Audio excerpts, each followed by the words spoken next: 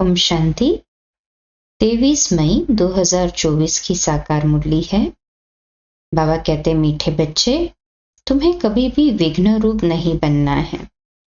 अंदर में कोई कमी हो तो उसे निकाल दो। यही समय है सच्चा हीरा बनने का। प्रश्न, किस बात की डिफेक्ट आते ही आत्मा की वैल्यू कम होने लगती है? उत्तर, पहला डिफेक्ट आता है अपवित्रता का। जब आत्मा पवित्र है तो उसकी ग्रेड बहुत ऊंची है। वह अमूल्य रत्न है, नमस्ते लायक है। इम्प्योरिटी का थोड़ा भी डिफेक्ट वैल्यू को खत्म कर देता है। अब तुम्हें बाप समान एवर प्योर हीरा बनना है। बाबा आया है तुम्हें आप समान पवित्र बनाने। पवित्र बच्चों को ही एक बाप की याद सताएगी। बाप से अटूट प्यार होगा। कभी किसी को दुख नहीं देंगे।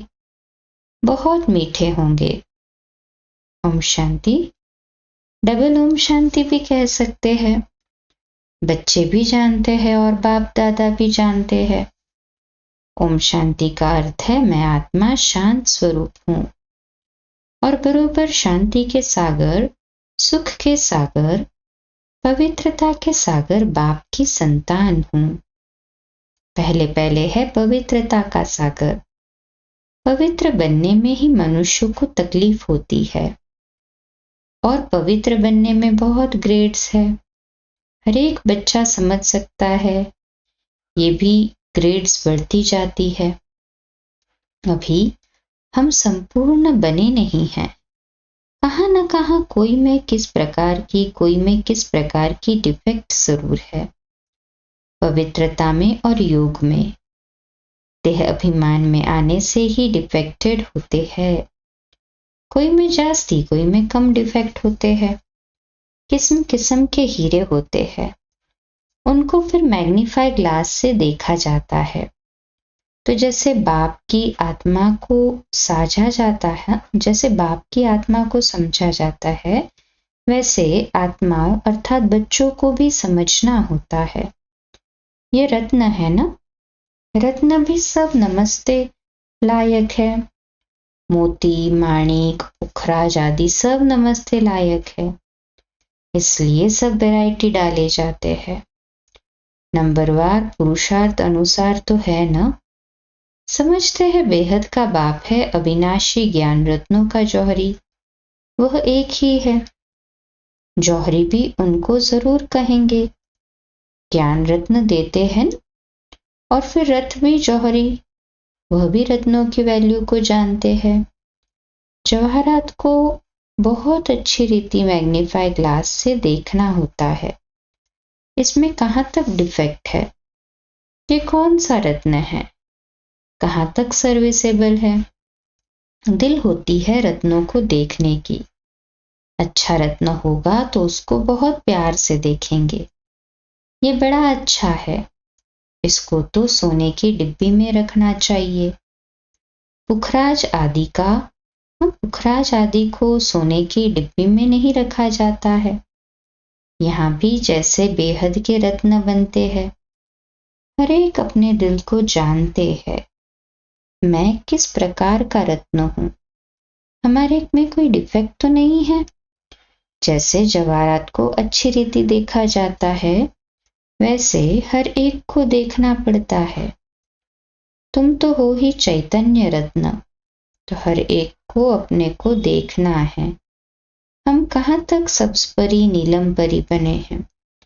जैसे फूलों में भी कोई सदा गुलाब, कोई कैसे होते हैं। तुम्हारे में भी नंबरवार है। हर एक अपने को अच्छी रीति जान सकते हैं। अपने को देखो, सारा दिन क्या किया, बाबा को कितना याद किया। ये भी बाबा ने कह दिया है कि गृहस्थ व्यवहार में रहते हुए बाप को याद करना है। बाबा ने नारद को भी कहा अपनी शक्ल तो देखो। ये भी एक दृष्टांत है। तुम तो बच्चे हो। तुम जो बच्चे हो, एक एक को अपने को अच्छी रीति देखना है, जांच करनी है जिस बाप द्वारा हम हीरे बनते हैं, उनके साथ हमारा लव कहाँ तक है? और कोई तरफ वृत्ति तो नहीं जाती है? कहाँ तक मेरा दैवी स्वभाव है? स्वभाव भी मनुष्य को बहुत सताता है। हरेक को तीसरा नेत्र मिला है, उनसे अपनी जांच करनी है। कहाँ तक मैं बाप की याद में रहता हूँ? कहाँ तक मेरी याद बाप को पहुंचती है? उनकी याद में रह रोमांच एकदम खड़े हो जाने चाहिए। परंतु बाप खुद कहते हैं माया के विघ्न ऐसे हैं जो खुशी में आने नहीं देते हैं। बच्चे जानते हैं अभी हम सब पुरुषार्थी है, रिजल्ट तो पिछाड़ी में निकलनी है, अपनी जांच करनी है। फ्लॉ आदि अभी तुम निकाल सकते हो। एकदम प्योर डायमंड बनना है। अगर थोड़ा भी डिफेक्ट होगा तो समझ जाएंगे हमारी वैल्यू भी कम होगी। रत्न है ना, बाप तो समझाते हैं बच्चे एवर प्योर वैल्यूएबल हीरा बनना चाहिए। पुरुषार्थ कराने लिए भिन्न भिन्न प्रकार से बाप समझाते हैं।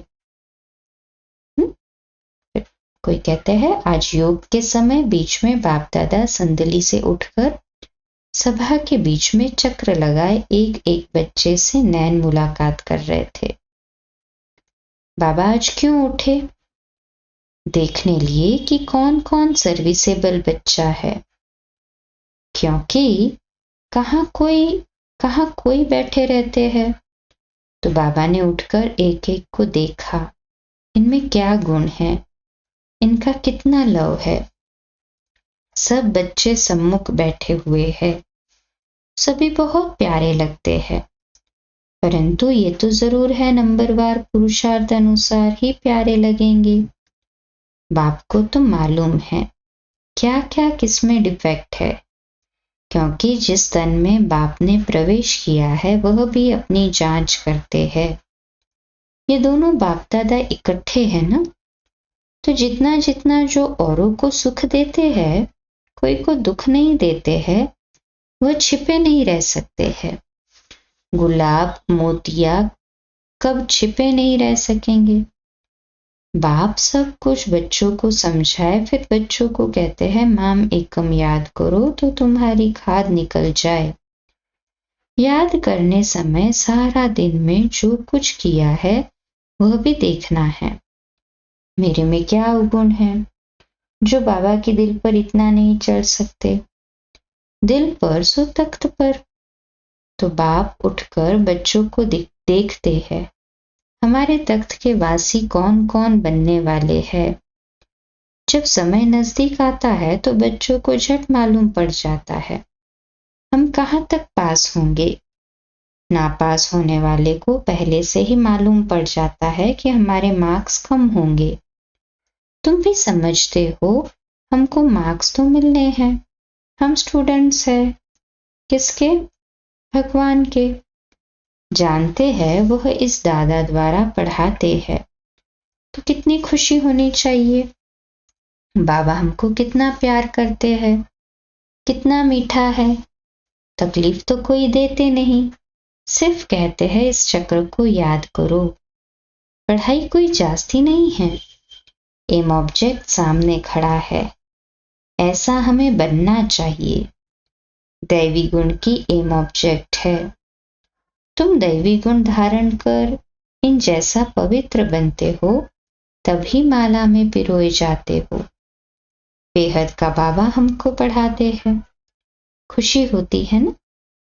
बाबा जरूर आप समान प्योर नॉलेजफुल बनाएंगे।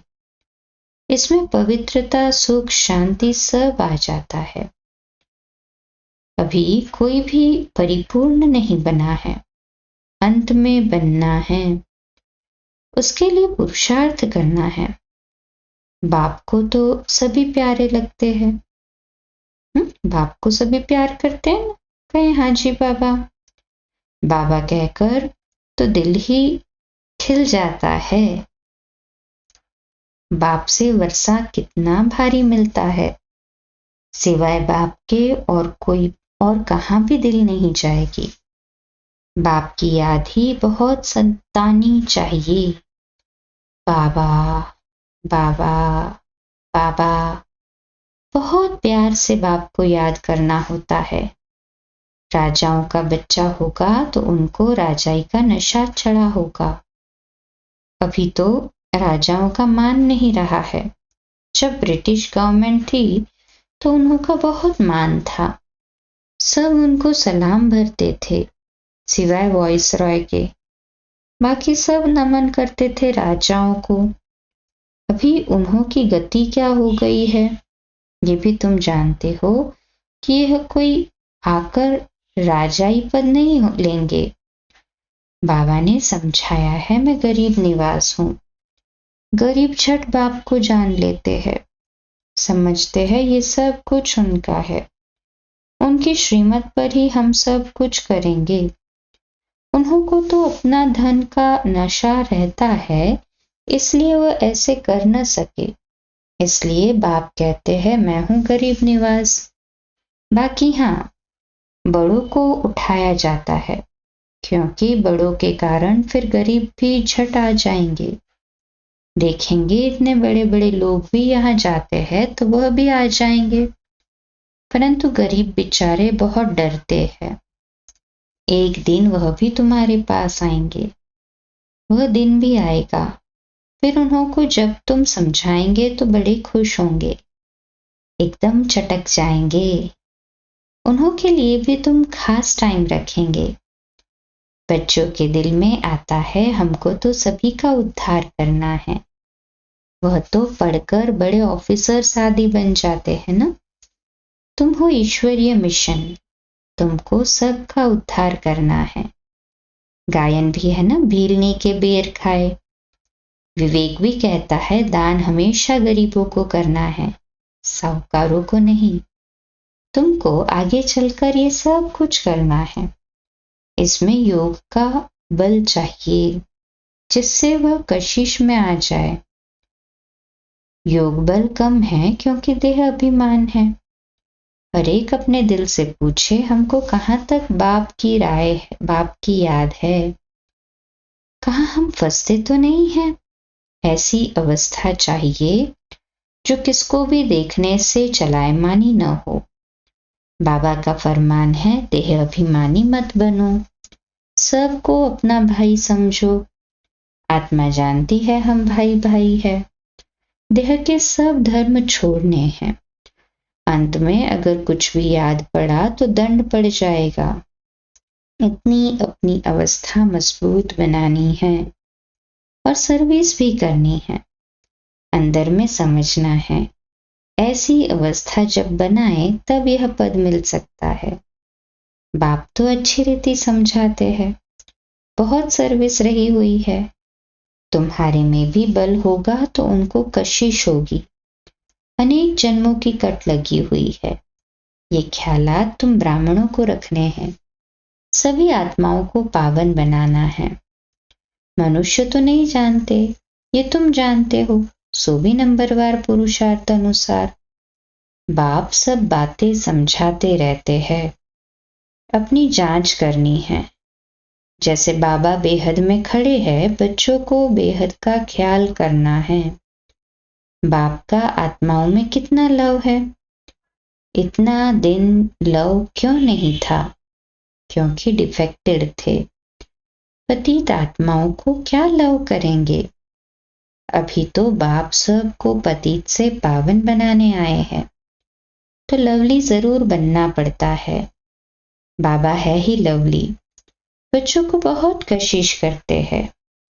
दिन प्रतिदिन जितना पवित्र बनते जाएंगे उतना तुमको बहुत कशिश होगी। बाबा में बहुत कशिश होगी। इतना खींचेगा जो तुम ठहर नहीं सकेंगे। तुम्हारी अवस्था भी नंबरवार पुरुषार्थ अनुसार ऐसी आ जाएगी। यहाँ बाप को देखते रहेंगे तो बस समझेंगे। अभी जाकर बाबा से मिले। ऐसे बाबा से फिर कभी बिछड़ेंगे नहीं। बाप को फिर कशिश होती है बच्चों की। इस बच्चे की तो कमाल है, बड़ी अच्छी सर्विस करते हैं। हाँ, कुछ डिफेक्ट भी है, फिर भी अवस्था अनुसार टाइम पर बड़ी अच्छी सर्विस करते हैं। कोई को दुख देने जैसी आसामी नहीं देखने में आती है। बीमारी आदि होती है तो वह है कर्म भोग। खुद भी समझते हैं जब तक यहाँ है कुछ न कुछ होता रहेगा। भल ये रथ है, फिर भी कर्म भोग तो पिछाड़ी तक भोगना ही है। ऐसे नहीं है मैं इन पर आशीर्वाद करूं, इनको भी अपना पुरुषार्थ करना है। हाँ, रथ दिया है, उसके लिए कुछ इजाफा दे देंगे। बहुत बांधेलियां कैसे कैसे आती है, कैसे युक्ति से छूट कर आती है। उन्हों का जितना लव रहता है उतना और कोई का नहीं। बहुतों का लव बिल्कुल नहीं है। उन बांधेलियों के लव से तो किसकी भी भेंट नहीं कर सकते। बांधेलियों का योग भी कोई कम मत समझना। बहुत याद में रोती है, बाबा, ओ बाबा, कब हम आपसे मिलेंगे? बाबा, विश्व के मालिक बनाने वाले बाबा, आपसे हम कैसे मिलेंगे? ऐसी ऐसी बांधेलिया है जो प्रेम के आंसू बहाते रहती है। वह उनके दुख के आंसू नहीं है, वह आंसू प्यार के मोती बन जाते हैं। तो उन बांधेलियों का योग कोई कम थोड़े ही है। याद में बहुत तड़पती है। ओ बाबा, हम आपसे कब मिलेंगे? सब दुख मिटाने वाले बाबा। बाप कहते हैं, जितना समय तुम याद में रहेंगी सर्विस भी करेंगी। भल कोई बंधन में रहती है, खुद सर्विस नहीं कर सकती, परंतु याद का भी उन्हों को बहुत बल मिलता है। याद में ही सब कुछ समाया हुआ है। तड़पती रहती है, बाबा कब मौका मिलेगा जो हम आपसे मिलेंगी। कितना याद में रहती है। आगे चल दिन प्रतिदिन तुमको जोर से खींच होती रहेगी। स्नान करते कार्य करते याद में ही रहेंगे। बाबा कभी वह दिन होगा, बाबा कभी वह दिन होगा जो ये बंधन खलास होंगे। बेचारी पूछती रहती है, बाबा ये हमको बहुत तंग करते हैं, क्या करे? बच्चों की पिटाई कर सकते हैं, पाप तो नहीं होगा। बाप कहते हैं, आजकल के बच्चे तो ऐसे हैं जो बात मत पूछो। किसको पति से दुख होता है तो अंदर में सोचती है कब ये बंधन छूटे तो हम बाबा से मिले। बाबा बहुत कड़ा बंधन है, क्या करे? पति का बंधन कब छूटेगा? बस बाबा बाबा करती रहती है। उनकी कशिश तो आती है ना, अबलाएं बहुत सहन करती है। बाबा बच्चों को धीरज देते हैं, बच्चे तुम बाप को याद करते रहो तो ये बंधन खत्म हो जाएंगे। अच्छा, मीठे मीठे सिकिरदे बच्चों प्रति माता पिता बाप दादा का याद प्यार और गुड मॉर्निंग। रूहानी बाप की रूहानी बच्चों को नमस्ते। हम रूहानी बच्चों की रूहानी माता पिता बाप दादा को याद प्यार, गुड मॉर्निंग और नमस्ते। वाह बाबा वाह, शुक्रिया बाबा, शुक्रिया। धारणा के लिए मुख्य सार है, पहली पॉइंट, अपनी जांच करनी है कि हमारे में कोई अवगुण तो नहीं है। कहाँ तक हमारी याद बाप तक पहुंचती है? हमारा स्वभाव दैवी स्वभाव है, वृत्ति और तरफ भटकती तो नहीं है। दूसरा, ऐसा लवली बनना है जो बाप को कशिश होती रहे, सबको सुख देना है, प्यार से बाप को याद करना है।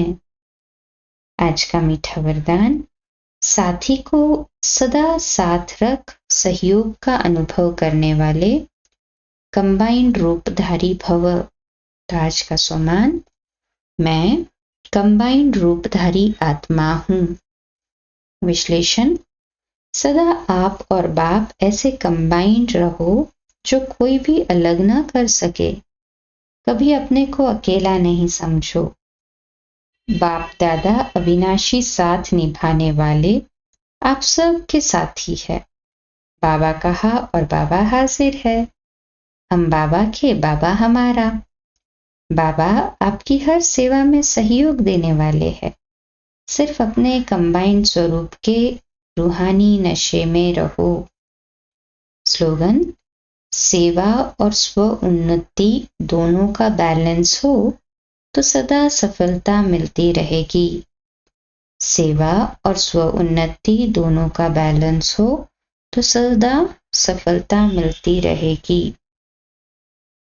आज का अव्यक्त इशारा है, कभी भी किसी भी बात में अगर माया से धोखा खाते हो तो धोखा खाने की निशानी है दुख की लहर। जरा भी दुख की लहर संकल्प में भी आती है तो जरूर कहाँ धोखा खाया है। तो चेक करो कि किस बात में धोखा मिला, क्यों दुख की लहर आई। सुखदाता के बच्चे हो तो स्वप्न भी सुख के आए, खुशी के सेवा के मिलन मनाने के स्वप्न आए। संस्कार भी बदल गए तो स्वप्न भी बदल गए। अच्छा, ओम शांति। कम बोलो, धीरे बोलो, मीठा बोलो, सत्य बोलो, सोच समझकर बोलो। निमित्त भाव, निर्माण भाव, निर्मल वाणी। आज का नया दिन आप सभी को मुबारक हो, मुबारक हो, मुबारक हो। शुभ दिवस। ओम शांति।